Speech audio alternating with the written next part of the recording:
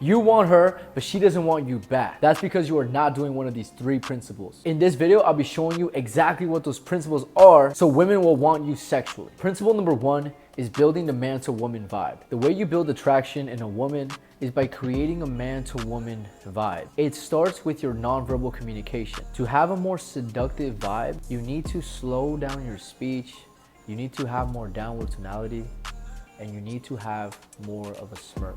If you have a serious face and your tonality goes up the whole time, the vibe is not there. From there, some basic techniques are teasing and flirting. To tease a woman, you just have to break rapport with her. Where are you from? Clewiston, Florida. I got no idea where that is. It could be as simple as disagreeing with her.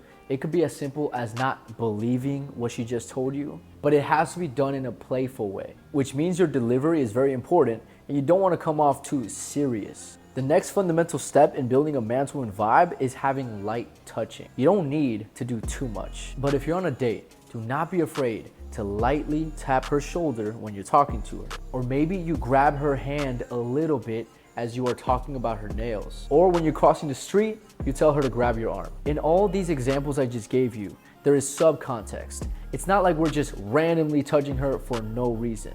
Instead, the conversation and vibe and dynamic have to do with the touching itself. Now that we've created more of a man-to-woman frame, the next step is to create a deeper connection. A really big mistake men make is they want to skip the attraction phase and go straight into connection. Maybe you went to a bar and you start asking a girl about what she does for work.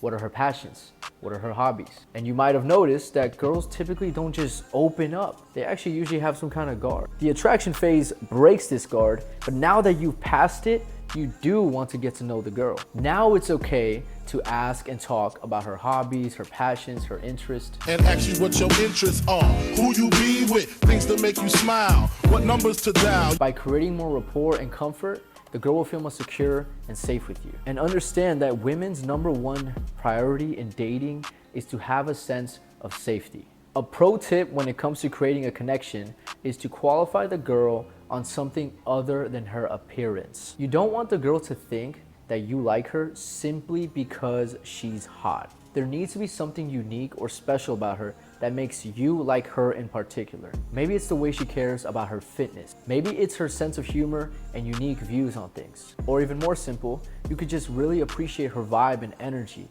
and how she brings herself to the conversation. By qualifying this girl on something other than her looks, it does a few things. 1, now you're not like every other man who simply wants to have sex with her because she's attractive. And 2, now she'll be more inclined to share more about herself and connect with you on a deeper level now that she knows that you can be interested in these things. So now that the attraction has been built and we created a stronger connection with the girl and she feels more safe with us, we move into the final principle.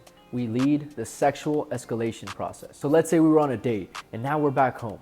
What do we do from here? The #1 point to understand with physical escalation is to understand that you as the man are the leader of this. You cannot expect a woman to tell you exactly what she wants and when she wants it. She's not going to teach you how to be a man. You need to confidently push things forward, but you cannot rush things too quick.